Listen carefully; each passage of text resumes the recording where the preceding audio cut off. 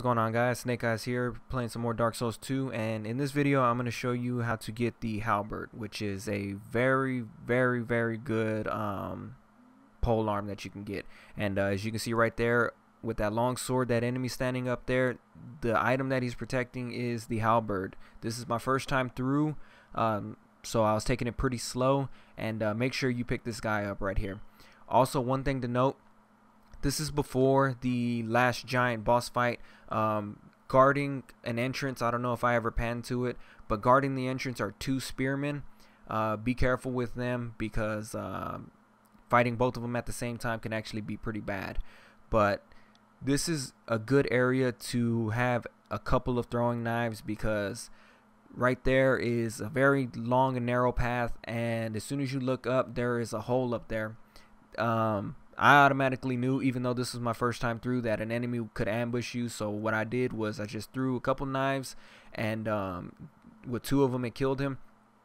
And the way that the mechanics work is, as soon as you put damage and as soon as you aggro the first guy, the second guy that jumps down waits a couple of seconds, and then he also comes down. So he doesn't jump down right away, but that's to basically get you somewhat in the middle and already further out there. And it's a pretty surprising way to get killed. And as you can see right here, I'm actually taking my time walking up, because the sword itself is a little weird to walk on. And even though I'm still being careful, I'm still being mindful, because you never know what this game's going to throw at you.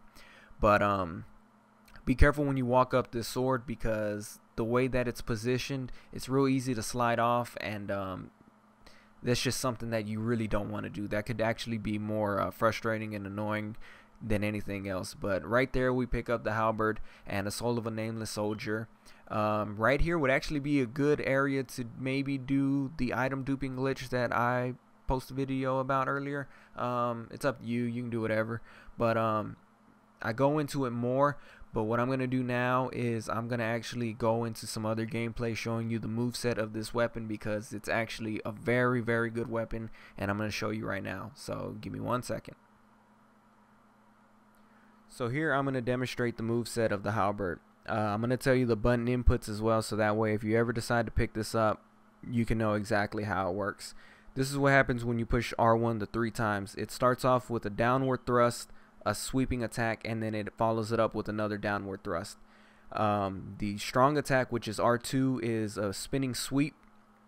The shield bash technique is forward and R1, and that's the animation for that. And the jump attack, which is forward R2, is a nice little plunging attack, which I'm going to try that again and get a better angle. This is actually pretty good for downed enemies, or for those crystal lizards that you see. You might want to bust this out real quick, do one of those, and with the damage that this thing outputs, you should be able to get it pretty soon. This is also the running and R1. It gives it a nice little spin, and he also kind of gives it added range when he lets go towards the end of the attack. I'm going to show you one more time. He lets it go, and then it adds that extra range on that last spin. The one thing that also makes this item very unique is that when you get the strength to wield it one-handed, as you can see right there, I switched it to one hand. I have that red X now. When you can hold up your shield and act as if it's a spear as well, and the range on that is actually pretty far, considering when you're messing with items like swords and broadswords and stuff like that, you know, that's the range is just it's just pretty good. It's late right now, so I'm kind of mumbling my words, so forgive me on that one. But all around, this is actually a pretty solid weapon.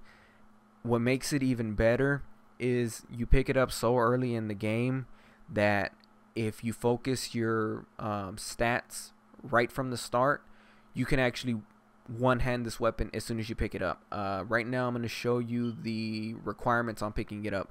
It's 20 strength, 14 dexterity, with the D scaling in strength and a C scaling in dexterity.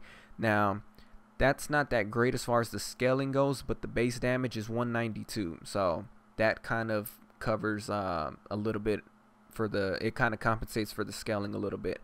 And then once you reinforce this to maybe +5 or so, and then you put an effect on it, a lot of people like to run with lightning back in the day, but that's up to you. Whatever enchantment that you feel like going with is a good one. There's really nothing wrong. Right here is actually the straight sword +1, the fire longsword +1, I'm sorry, and its base damage doesn't even compare, especially with the elemental effect. No weapon really that I have right now compares to it. The only thing that can compare is the spear, but first, I can't wield it, and then second, let me see. Second, the range. The only thing that's good is the range as well. But as far as base damage goes, the Halberd, pretty much outshines it. So, I hope you enjoyed this video. Leave a like if you did. Pick up this weapon and test it out just a little bit. Oh, and one other thing before I go. I'm glad I'm remembering this because this is actually very important. With this weapon, in order for you to be very effective with it, you have to hit with the blade. And even though that sounds like a no-brainer, it still takes a little bit of skill to be able to distance yourself enough from the enemies to swing and hit with the blade. If you hit with the handle or you hit with any other part of the weapon, you won't do full damage. So if you're having some pretty poor results, it's probably because you're not hitting with the blade. Like I said, practice around a little bit on weaker enemies, get your spacing right, and see if I can get them.